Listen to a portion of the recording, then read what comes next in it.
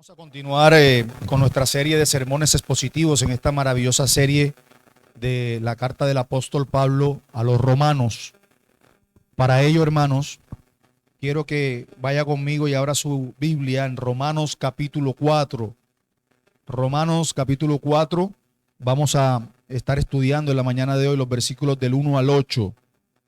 Romanos capítulo 4, versículos del 1 al 8. Cuando lo consiga, por favor, le ruego se ponga sobre sus pies para que juntos reverenciemos la palabra del Señor. Romanos capítulo 4, versículos del 1 al 8, dice la palabra del Señor. ¿Qué pues diremos que halló Abraham, nuestro padre según la carne? Porque si Abraham fue justificado por las obras, tiene de qué gloriarse, pero no para con Dios. Porque, ¿qué dice la Escritura? Creyó Abraham a Dios y le fue contado por justicia.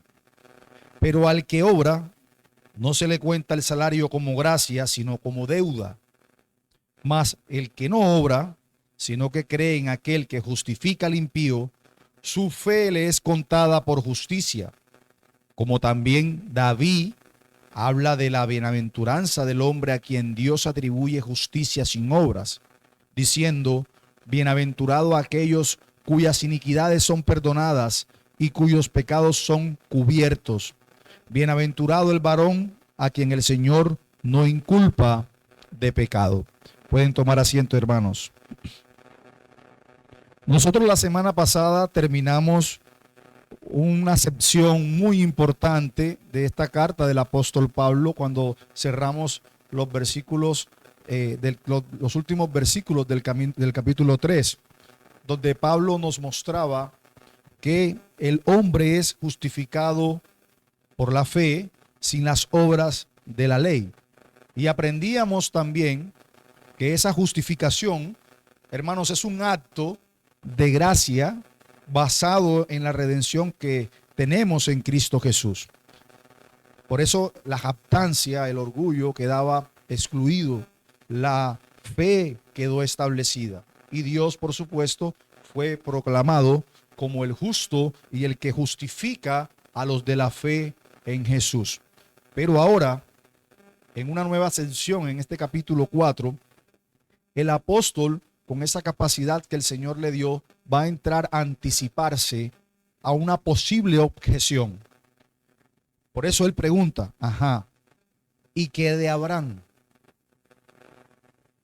¿Y por qué el apóstol Pablo se referencia a Abraham? Porque para los judíos, para la historia bíblica en general, Abraham no era cualquier hombre. Estábamos hablando del patriarca. Era el padre del pueblo de Israel, el ejemplo de obediencia, el amigo de Dios. ¿No fue un caso justificado por sus obras?, preguntaba Pedro. ¿No fue bendecido por su fidelidad? Y Pablo responde, no con su propia lógica, por supuesto, sino con la autoridad de la Escritura. Pablo les va a responder, ¿qué dice la Escritura? Y Pablo va a entrar a citar Génesis capítulo 15, versículo 6, y demuestra que Abraham no fue justificado por sus obras, sino por su fe. Y para reforzar esa verdad, también cita a David en el Salmo 32, recordándonos que la verdadera dicha del hombre, hermanos, está en recibir una justicia que el hombre no ha ganado. Y para ser perdonado, por supuesto, sin haberlo merecido. Ese pasaje entonces, hermanos, no es solo una defensa doctrinal, y es lo que quiero que aprendamos en la mañana de hoy. No solo vamos a estudiar doctrina acá, sino que es un llamado pastoral a confiar únicamente en Cristo, como lo hizo Abraham, como lo hizo David, y a descansar en la gracia como lo celebró David. Nuestro sermón de hoy lleva como título Justificado sin obras, el testimonio de Abraham y David, y lo vamos a desarrollar bajo tres epígrafes. En primer lugar, Abraham no fue justificado por sus obras, sino por su fe. Versículos del 1 al 3. Pablo cita Génesis 15:6 cuando dice: Abraham creyó a Dios y le fue contado por justicia. En segundo lugar, la justificación, hermanos, no es un salario ganado, sino un regalo recibido por fe. Versículos 4 y 5. Dice Pablo: al que no obra, sino que cree, su fe le es contada por justicia. Por lo tanto, la justificación no es un salario que usted y yo ganamos, porque no lo hemos trabajado. Y en tercer lugar, David testifica de la bienaventuranza del hombre perdonado sin obras.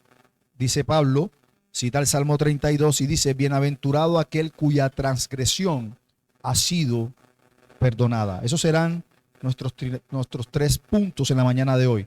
Así que desarrollemos el primero. Abraham no fue justificado por sus obras, sino por su fe. Lea conmigo una vez más versículos del 1 al 3.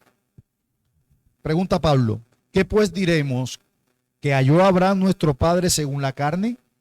Porque si Abraham fue justificado por las obras, tiene de qué gloriarse, tiene de qué jactarse, ¿cierto? Pero no para con Dios. ¿Por qué? ¿Qué dice la Escritura? Aquí Pablo cita: creyó Abraham a Dios y le fue contado por justicia.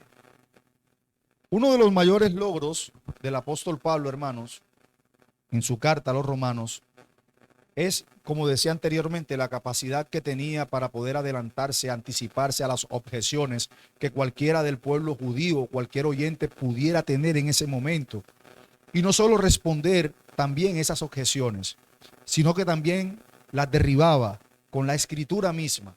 No eran ideas solamente ideas de Pablo, no era la sabiduría de Pablo. Pablo derrumbaba esas objeciones con la Escritura, con ese principio que hoy la Reforma saca de estandarte como sola Escritura.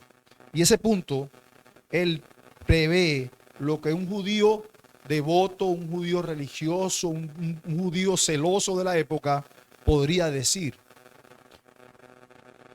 Supongamos que el judío más celoso podría decirle: está bien, Pablo, tú estás hablando de que el hombre es justificado por la fe, no por las obras, pero ¿y qué pasó con Abraham?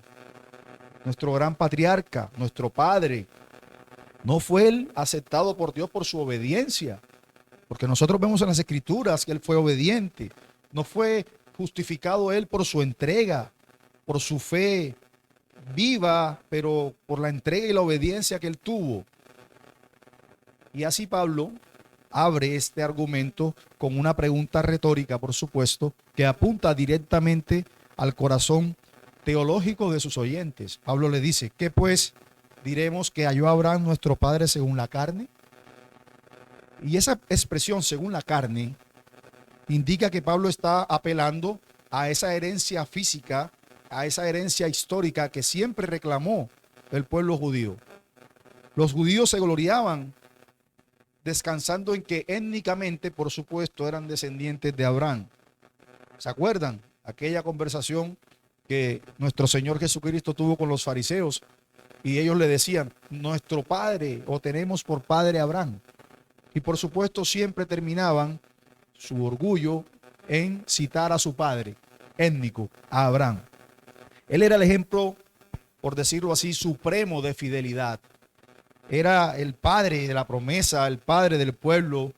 Y si alguien podía argumentar aceptación delante de Dios o mérito humano delante de Dios, decían los judíos, ese era Abraham, el padre de nuestro pueblo. Pero Pablo no tarda en derribar esa posición inmediatamente. Y él dice: porque si Abraham fue justificado por las obras, tiene de qué gloriarse, pero no para con Dios.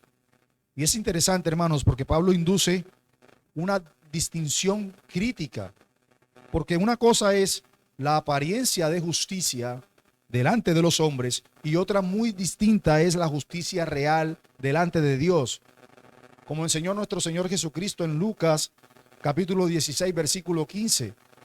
El Señor le decía a los fariseos: vosotros sois los que os justificáis a vosotros mismos delante de los hombres, mas Dios conoce vuestros corazones. Si Abraham hubiese sido justificado por lo que hizo, podría gloriarse ante los hombres, pero jamás delante de Dios, que es quien pesa los corazones. Recordemos eso. Dice Proverbios capítulo 21, versículo 2. Todo camino del hombre es recto en su propia opinión, pero Jehová pesa los corazones. Hermanos, Dios no es como nosotros. Él no se impresiona con lo externo, como si solemos hacerlo nosotros. Dios no negocia con nuestros logros. Él demanda justicia perfecta. Por eso Pablo acude como un buen expositor de la palabra a la máxima autoridad, la Escritura. Él le dice, ¿qué dice la Escritura? Vengan, ustedes dicen esto, ¿qué dice la Escritura? Creyó Abraham a Dios y le fue contado por justicia. Versículo 3. Y lo interesante del asunto, hermanos, es que ese pasaje es citado 3 veces en el Antiguo Testamento. Lo cita Pablo en Gálatas 4:3, lo cita Pablo, perdón, en Romanos 4:3, lo cita Pablo en Gálatas capítulo 3, versículo 6, lo cita Santiago también en el capítulo 2, versículo 23. Por lo tanto, es un pasaje que es un cimiento firme en la doctrina de la justificación por la fe. Allí se relata cómo Dios hizo una promesa imposible, por supuesto, a los ojos de los hombres, que Abraham, anciano y sin hijos, sería padre de multitudes. Y Abraham, sin obras, sin mérito, sin ley mosaica, él simplemente creyó en Dios. Creyó en Dios. Él no se apoyó en su experiencia, no razonó según la carne, confió en la promesa divina y eso fue lo que Dios le acreditó como justicia. Porque ese verbo le fue contado, que aparece allí, hermanos, es un término contable. Nosotros los contadores entendemos un poquito más de eso. Es un término contable que significa imputar a la cuenta de, acreditar a la cuenta de, atribuir a la cuenta de otro. Eso es lo que significa. Ese le fue contado. Por lo tanto, el texto no dice que Abraham se hizo justo por creer. No. Sino que su fe fue tenida por Dios como justicia. Y eso es algo muy diferente. No porque la fe sea una obra o un mérito, hermano, sino porque la fe lo unió a la promesa divina. Y en ella, como veremos más adelante, está implícita, por supuesto, la justicia de Cristo que iba a ser revelada siglos después. Decía Martín Lutero, la justificación es la doctrina por la cual la iglesia se mantiene o cae. No es que la fe merezca la gracia, sino que por ella el hombre se apoya sobre la misericordia de Dios. Y Martín Lutero tenía bastantes razones para defenderla. Decía Martín Lutero, cuando decimos que el hombre es justificado por fe, decía Calvino, perdón, no entendemos que la fe es una causa eficiente, no es una causa eficiente, perdón, sino un instrumento por el cual recibimos la justicia que nos es ofrecida en el Evangelio. En otras palabras, hermanos, Abraham no fue declarado justo por sus obras, aunque sus obras fueron notables, algunas. No fue justificado cuando él dejó Ur de los Caldeos, ni cuando circuncidó a su casa, ni cuando ofreció en sacrificio a su hijo Isaac. No, él no fue justificado por esas obras que él hizo. Todo eso vino después. Fue justificado cuando creyó en la promesa. Esa orden y ese orden es esencial. Él creyó y después obró. Y cuando creyó fue justificado. Todas esas obras posteriores fue porque ya él fue justificado. Las obras entonces fueron un fruto de la fe, no su fundamento. Y muchas veces nosotros perdemos ese orden. Y eso es coherente con lo que Pablo había dicho antes en los versículos anteriores en nuestro sermón, en el capítulo 3, versículo 28. Concluimos pues que el hombre es justificado por fe sin las obras de la ley. No es fe más obras como enseña el catolicismo romano. No, el hombre es justificado solamente por la fe, sin las obras de la ley. Y también, como lo diría más adelante, en el capítulo 4, versículo 20, Pablo va a decir, y no dudó por incredulidad de la promesa de Dios, sino que se fortaleció en fe, plenamente convencido que era también poderoso para hacer todo lo que había prometido, y lo veremos más adelante en próximos sermones. Y eso nos obliga, hermanos, entonces a examinarnos para no colocar nuestra confianza en nuestra obediencia, ya sea presente, pasada, ni la que de pronto tengamos pensado en un futuro. Porque pueda que a lo mejor hayamos hecho buenas obras, hemos servido en la iglesia, hemos quizás dado generosamente o nos hemos sacrificado por otros, hermanos, pero si tu confianza está en eso que ya has hecho, en lo que haces, entonces estás apoyándote en la justicia de tu fuerza. Y esa justicia, hermanos, es falsa. Si te apoyas en que eres buen hermano, en que eres buen hijo, en que eres buen esposo, en que haces cosas, buenas obras, y te apoyas en eso, tu confianza es una justicia falsa. La verdadera justificación solo se encuentra cuando confías plenamente en lo que Dios ha prometido en Cristo. En Cristo. Abraham, hermanos, no era un hombre perfecto, lo sabemos, lo vemos en las Escrituras. Aún mentiría después de haber sido justificado. Aún fallaría en su liderazgo familiar inclusive, pero creyó. Y esa fe le fue contada por justicia. Y nosotros, preguntémonos, ¿estamos dispuestos a creerle a Dios así como lo hizo Abraham? ¿Estamos dispuestos de una vez por todas a confiar ya en lo que Cristo hizo por nosotros y dejar de confiar en lo que nosotros hacemos? Porque la fe bíblica no es una emoción religiosa, hermanos. No es una emoción religiosa, no es un optimismo ciego. Es descansar en lo que Dios ha dicho, ha prometido, aunque no veas cómo se cumplirá. Es mirar el cielo estrellado como lo hizo Abraham, ¿cierto? Y decir, creo en ti, Señor, porque tú lo dijiste. Y porque tú lo dijiste es suficiente y debe ser suficiente para que yo lo crea. ¿Ha cambiado Dios desde Abraham a hoy? Claro que no. El mismo Dios que justificó a Abraham nos llama a nosotros hoy a creer. No te dice, haz esto y vivirás. No. El Dios de Abraham, Isaac y Jacob te llama para que creas, para que seas justificado.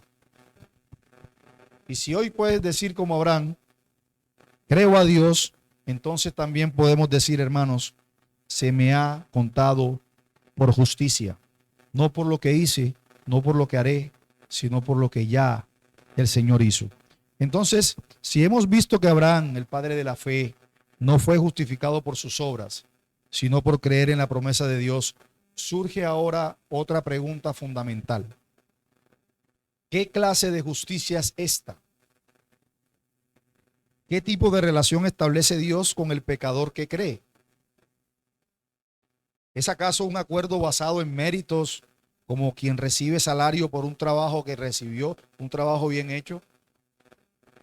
Porque Pablo responde con claridad en el versículo 4 y 5 que la justificación, hermanos, no es un pago, sino un regalo. No es una deuda que Dios salda como si Dios nos debiera, sino una gracia que Él concede. Y eso nos lleva a contemplar el segundo punto de nuestro pasaje, versículos 4 y 5.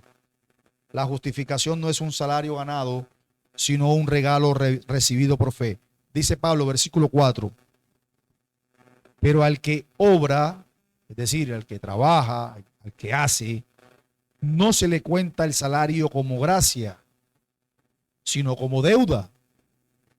Mas el que no obra, sino que cree en aquel que justifica al impío, su fe le es contada por justicia. Y es interesante, hermanos. ¿Por qué? Porque la diferencia entre un salario ganado y un regalo inmerecido es la clave de entender, hermanos, la salvación por la fe. ¿Quién de ustedes va a su lugar de trabajo 15 días? Cumple con su trabajo 15 días. Y luego llega donde su jefe, que le debe, ¿cierto? Le adeuda esos 15 días que usted trabajó. Y le dice, jefe, vengo por mi pago. Y el jefe le dice, está bien, voy a hacerte el favor de pagarte. ¿Será que el jefe le está haciendo un favor? ¿Acaso el jefe no le está adeudando esos 15 días de salario? Bueno, hermanos, es lo mismo que enseña el apóstol Pablo acá. Si usted trabaja, entonces, si usted hubiese trabajado por su salvación, Dios se la debiera. Dios estaría en deuda con usted. Pero la salvación, hermanos, no es algo en lo que nosotros hayamos trabajado, sino todo lo contrario. Lo que hemos aportado a nuestra salvación es pecado. No la hemos ganado. Por lo tanto, Dios no tiene absolutamente nada que saldar con nosotros.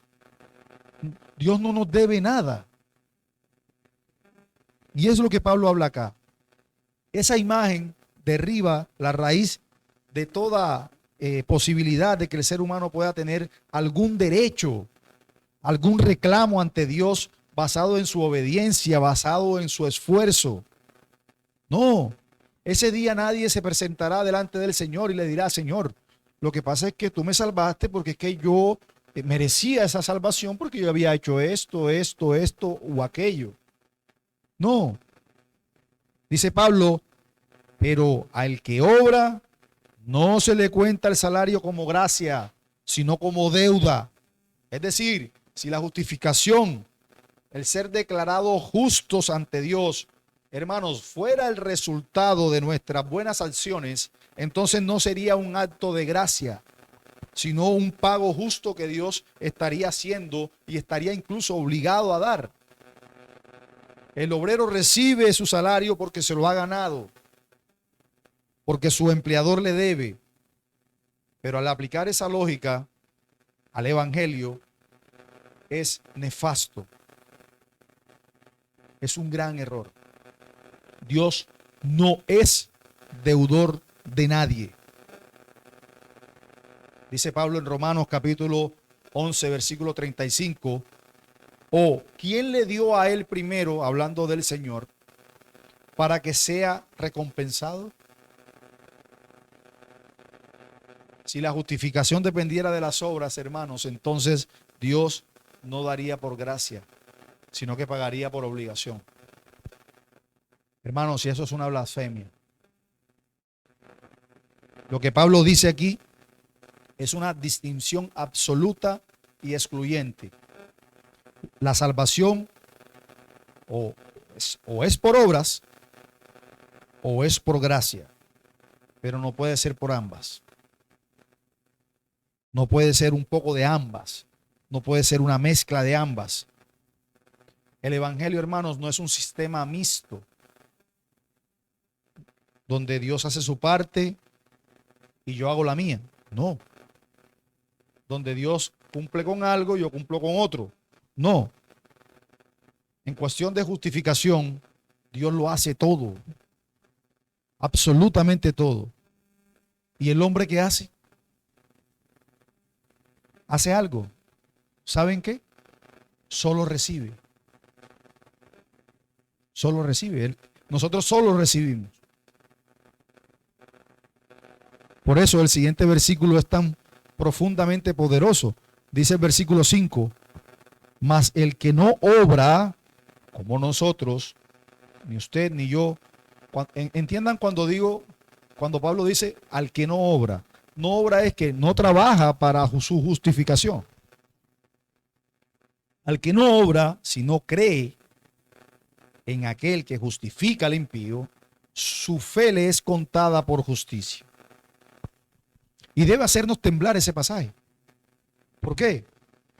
Porque ¿Quién es el objeto de la justificación divina, hermanos? El objeto de la justificación. ¿A quién justifica Dios? Al impío. Al impío. Dios no justifica al virtuoso o al religioso o al esforzado. Dios justifica al impío. Dios no justifica al justo. ¿Por qué? Romanos 3. Porque no hay justo, ni aun uno, sino que justifica al que no merece ser justificado. Y ese es el escándalo del evangelio, que el Dios tres veces santo declara justo al pecador que cree.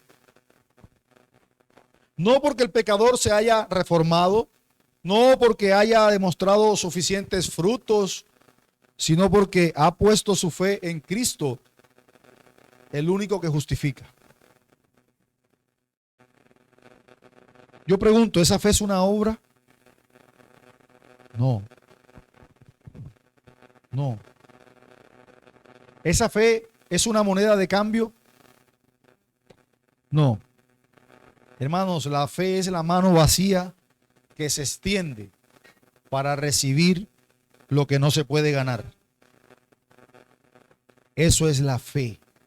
Por eso decíamos en el sermón anterior que el papel de orgulloso al cristiano no le queda. Es ridículo realmente. El papel de cristiano, de orgulloso al cristiano no le queda. No tenemos absolutamente nada de qué ser orgullosos, nada de qué jactarnos, nada de qué vanagloriarnos. Absolutamente de nada, no hemos ganado nada. La fe es eso, la mano vacía que se extiende para recibir lo que no se puede ganar. Y allí nace, o allí yace más bien, el centro, el corazón de la justificación cristiana. Dios justifica al impío. Él justifica al impío, no justifica al justo. Decía Charles Spurgeon, abro comillas, cuando Dios justifica al impío, no lo justifica porque es impío, sino aunque es impío. Noten eso. Y lo justifica no por su valor, sino por el valor de otro en su lugar. Ese es el evangelio, hermanos. Dios en su soberana misericordia toma al pecador rebelde y por medio de la fe lo cubre con la justicia de Cristo. El creyente no se presenta ante Dios con un currículum intachable, ¿no? Sino con la sangre del Cordero. El pecador no se presenta delante del Señor y le dice, Señor, yo he hecho esto o aquello. Sino, Señor, no tengo nada, sino pecado. Lo único que tengo, Señor, es a Cristo. Es a Cristo. Dice Filipenses, capítulo 3, versículo 9. Dice Pablo, y ser hallado en Él, en Cristo, no teniendo mi propia justicia, que es por la ley, sino la que es por la fe de Cristo. Esa verdad humilla. Humilla porque estamos acostumbrados siempre a tratar de figurar, a tratar de ser protagonista, a tratar de aportar. Y el Evangelio nos dice, no, tú no aportas, tú solo recibes. Tú recibes.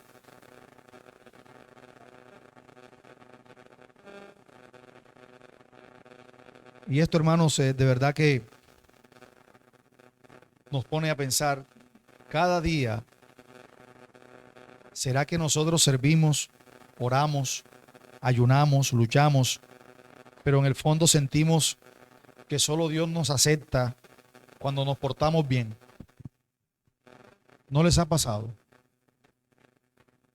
Porque si estamos viviendo bajo esa lógica del salario, no la de la gracia, Dios nos llama a que descansemos en Cristo hoy. Solo cuando hacemos lo que debemos hacer es que nos sentimos bien. Estamos descansando en lo que hacemos. Estamos descansando cuando oramos, cuando leemos la escritura, cuando hacemos esto o aquello. Pero el día que no lo hagamos, ese día sentimos como que Dios no nos acepta tanto o como que Dios no nos ama tanto. Hermanos, vivimos bajo la lógica del salario muchas veces. Yo pregunto, hermanos, ¿tú crees que eres digno de ser perdonado? Ninguno lo es. Pregúntate en tu corazón y dependiendo de lo que piense tu corazón, analizarás si vives bajo el sistema del salario o bajo la gracia. ¿Crees que eres digno de ser perdonado? Porque si tu respuesta es sí, entonces todavía estás creyendo como piensan los que ganan un salario. Ninguno lo es. Pero este pasaje dice que Dios justifica al impío. No esperemos sentirnos mejor. Creemos en el Hijo de Dios y su justicia será contada por fe. O les pregunto otra cosa, para ver si estamos en el sistema de salarios. ¿Tendemos a mirar como menos dignos de salvación a otros? ¿Tendemos a mirar como en escalas?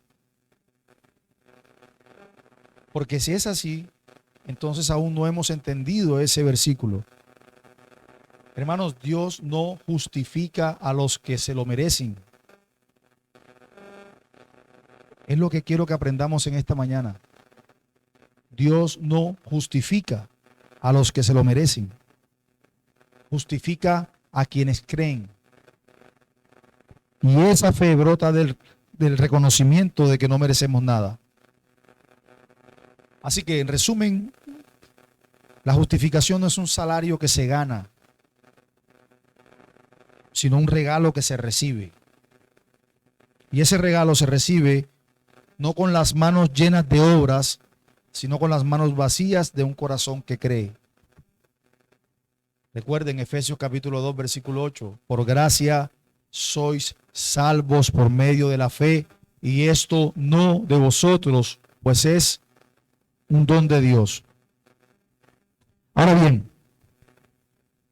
hemos visto hasta acá dos verdades fundamentales. Primero, que Abraham fue justificado por fe, no por obras. Y segundo, que la justificación no es un salario ganado, sino un regalo inmerecido que Dios otorga al que cree. Pero esta enseñanza, hermanos, no se limita a Abraham, ¿no? Pablo ahora amplía su argumento trayendo a otro gran testigo del Antiguo Testamento, al rey David, quien no solo, hermanos, conoció el trono, sino también conoció el profundo quebranto del pecado, pero también experimentó el gozo del perdón. Y es David quien nos recordará que la verdadera dicha no está en lo que logramos, sino en ser perdonados por pura gracia. Ahí está la dicha. Con eso entramos al tercer y último punto de nuestro sermón. David testifica de la bienaventuranza del hombre perdonado sin obras. Versículos 6 del 6 al 8. Quiero que lo lea conmigo. Dice Pablo, como también David habla de la bienaventuranza del hombre a quien Dios atribuye justicia sin obras, diciendo, bienaventurados aquellos cuyas iniquidades son perdonadas y cuyos pecados son cubiertos. Bienaventurado el varón a quien el Señor no inculpa de pecado. Este otro testigo que el apóstol Pablo añade, el rey David, hermanos, así como Abraham, era una figura muy, muy importante para el pueblo judío. Era una figura reverenciada por todos los judíos. David era el ungido de Dios, el salmista que recibió el pacto del reino eterno. Pero Pablo no lo presenta en ese momento de gloria. No lo presenta en esa pompa del rey. Ni presenta los logros militares, etcétera, que David consiguió. Pablo lo presenta en su momento de quebranto, en su momento de dolor. Pablo cita el Salmo 32, que David escribió, por supuesto, después de su arrepentimiento por el pecado con Betsabé, que encontramos en el segundo libro de Samuel, en el capítulo 11 y 12. Allí David expresa no su justicia, no lo que ha hecho, no lo que ha logrado, sino que expresa su asombro por el perdón inmerecido que recibió por parte de Dios.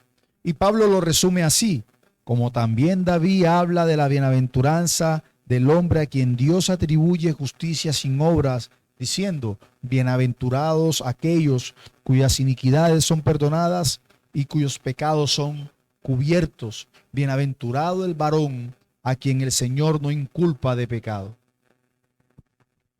Y noten cómo el pasaje va introduciéndonos al aspecto más íntimo y emocional que tiene la justificación. No solo una declaración legal, como lo hemos visto en los últimos sermones, sino que también la justificación nos hace experimentar un gozo profundo, el gozo del perdón, la libertad espiritual, la verdadera felicidad, la dicha. Y David no está hablando como rey, aun siéndolo, ni como guerrero militar, no. Él está hablando y expresando, derramando su corazón como un adorador. Habla como un hombre perdonado, habla como un pecador restaurado. Y esa restauración no fue el resultado de sus obras, de su esfuerzo, sino del favor inmerecido de Dios y de su misericordia. Notemos primero que Pablo enfatiza nuevamente que Dios atribuye justicia sin obras. Y esa es la misma idea que vimos con Abraham, ¿cierto? Que la justicia es imputada, no porque el hombre haya hecho algo para ganarla, sino porque Dios, efectivamente, por su pura gracia, la acredita en el creyente. Pero en este caso es distinto. El hombre en cuestión es claramente pecador culpable, lo cual hace que la justificación sea aún más asombrosa. David repite 3 veces la palabra bienaventurado. ¿Sí se dieron cuenta? Y eso no es porque a David le gustaba redundar. No. Eso no fue puesto allí a la ligera. Esa palabra hebrea que David usa allí se interpreta como dichoso, como feliz. Otras veces se interpreta como pleno. Es la misma palabra con la que comienza el Salmo 1. Bienaventurado el varón que no anduvo en consejo de malos, etc. Pero aquí David no dice, bienaventurado el que obedeció perfectamente. No, ni tampoco dice, bienaventurado el que vivió sin fallar. Sino dice, bienaventurado aquel cuyas iniquidades son perdonadas. Es decir, la verdadera felicidad está en ser ¿qué? Perdonados. Y ese perdón es descrito en 3 acciones paralelas. Él dice, cuyas iniquidades son perdonadas, la rebelión es levantada y removida. ¿Sí? Cuyos pecados son cubiertos. Es decir, el pecado queda tapado por el sacrificio expiatorio de Cristo. Dice, a quien el Señor no inculpa de pecado. Es decir, Dios ya no atribuye el pecado a su cuenta. Y ese lenguaje, hermanos, no es técnico. Para que no tengamos excusas, es que es un lenguaje técnico que solo algunos pueden comprender. No. Es un lenguaje profundamente pastoral. Es un lenguaje profundamente relacional. David acá no está discutiendo doctrina. Está describiendo su experiencia de gracia, su experiencia de perdón. Y eso confirma que la doctrina de la justificación por la fe no es solo una verdad legal, una verdad teológica, sino una fuente de consuelo, de una fuente de gozo para nuestras almas arrepentidas. Así que, ¿qué nos enseña todo esto? Hermanos, que primero, por supuesto, que el Antiguo Testamento no contradice para nada el Evangelio, que es lo que Pablo quería mostrarle al pueblo judío. Pablo demuestra que tanto Abraham como David atestiguan de la misma verdad, de que Dios justifica al pecador no por sus obras, sino por su fe. Pero en segundo lugar, también nos deja claro que la verdadera dicha no está en la autosuficiencia, no está en el éxito espiritual, no está en el cumplimiento externo de mandamientos, está en ser perdonados por Dios, en ser cubiertos por su justicia, que no es nuestra, en ser liberados del peso de la culpa. Y quiero aclarar algo, porque alguno que nos escucha puede pensar es que el mensaje es antinomiano. Ustedes saben qué es el antinomianismo, ¿no? En contra de la ley de Dios. Entonces alguno va a pensar, es que allá se enseña en contra de la ley moral. No, en ninguna manera. La ley moral de Dios sigue vigente, rige para nosotros como cristianos. Y eso es algo que quiero aclarar. Todo verdadero cristiano observa la ley moral de Dios hasta que muera, para siempre. Es nuestra regla, nuestra guía de vida. Pero el verdadero cristiano no estudia, no atiende la ley moral de Dios para salvarse por ella. Y debemos aclararlo. No es que seamos antinomianos, todo lo contrario. Exaltamos la ley porque es justa, santa y buena. Pero nosotros no observamos la ley moral de Dios para salvarnos por medio de ella. Dijo Martín Lutero, el evangelio no comienza con buenas obras, sino con el perdón de los pecados. Allí empieza la alegría del alma. Por lo tanto, hermanos, el perdón, ¿qué es? Es el primer paso en la justificación. Y el hombre no puede tener paz con Dios, jamás puede tener paz con Dios si su culpa no es borrada.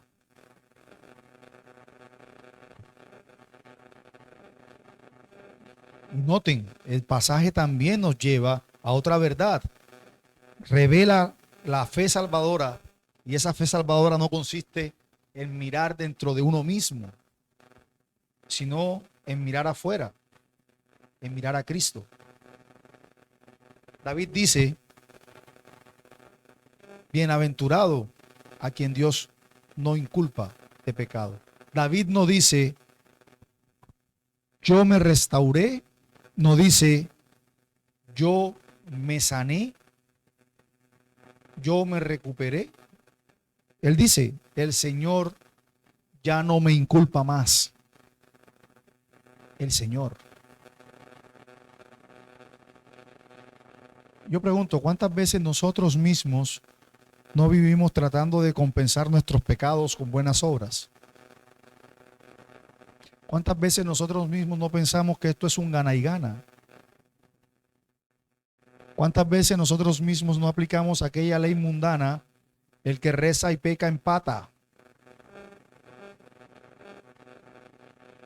Analicemos nuestra vida, analicemos nuestros corazones. ¿Será que eso no aplica a mí? Porque ese pasaje, hermano, nos recuerda que el pecado no es algo que se pueda compensar. Sí, yo soy un gran pecador, pero lo compensaré haciendo esto. No. El pecado se confiesa y cuando se perdona se cubre por gracia. Se cubre con una justicia perfecta. No la justicia suya ni mía, sino la de Cristo. Así que si sentimos que nuestros pecados pasados nos van a descalificar de la gracia, hermanos, no piense eso. Recordemos todo lo que hemos visto de Abraham, de David, todos sus pecados. Todos sus pecados. Y aún así, cuando se arrepintieron, encontraron perdón. Pero no un perdón a medias, no un perdón parcial, un perdón completo. No porque Dios cambiara de parecer, o no porque David y Abraham cambiaran primero, sino porque Dios lo cubrió por su gracia. Recuerden lo que dice Proverbios capítulo 28, versículo 31, que citamos con mucha frecuencia de este púlpito. El que encubre sus pecados no prosperará, mas el que los confiesa y se aparta alcanzará misericordia. Así que, hermanos, yo les pregunto, si hemos olvidado el gozo del perdón, vayamos y confesemos nuestros pecados para que seamos o digamos como el rey David: devuélveme el gozo de tu salvación. Porque muchas veces por nuestro pecado perdemos ese gozo de recordar que hemos sido justificados. Por nuestro pecado lo que tendemos es alejarnos del Señor. Pero Dios nos llama a que vayamos a Él, a que volvamos a mirar la cruz, a dejar de centrarnos en nosotros y mirar a Cristo. Volver a recordar que somos dichosos no porque pecamos o porque lo que hacemos, sino porque nuestro pecado ha sido cubierto por la sangre del Cordero. Ya para terminar, hermanos, y a manera de resumen, el apóstol Pablo cierra esa sección no con una teoría fría, sino con un testimonio lleno de gracia. David, el ungido de Dios, el hombre conforme al corazón de Dios, que pecó, se convierte en un ejemplo de la bienaventuranza del que ha sido perdonado. Y si eso fue cierto para David, es cierto también para mí, es cierto también para ti. Si ponemos nuestra fe en Cristo, hermanos, bienaventurado el hombre a quien el Señor no inculpa de pecado. Tú puedes decir eso hoy. ¿Qué te impide ir al trono de la gracia hoy? ¿Qué te impide en volver a mirar la cruz hoy? ¿Qué te impide? ¿Qué te impide el ir a Cristo hoy? Para que esa bienaventuranza también sea tuya para siempre. El Señor bendiga su palabra y nos ayude, hermanos. Vamos a orar. Oh Señor, Padre Celestial, gracias. Gracias por hablarnos hoy a través de tu palabra. Gracias por recordarnos, Señor, que la salvación no es algo que se gane, sino que se recibe por gracia, por fe. Gracias por enseñarnos que así como justificaste a Abraham cuando creyó y perdonaste a David cuando pecó y se arrepintió, hoy también, Señor, justificas al pecador que cree en tu Hijo. Ayúdanos a salir, Señor, de este lugar con gozo, con paz y con la certeza de que somos bienaventurados, no porque seamos perfectos, sino porque en Cristo hemos sido perdonados. A ti sea la gloria, ahora y por los siglos de los siglos. Amén.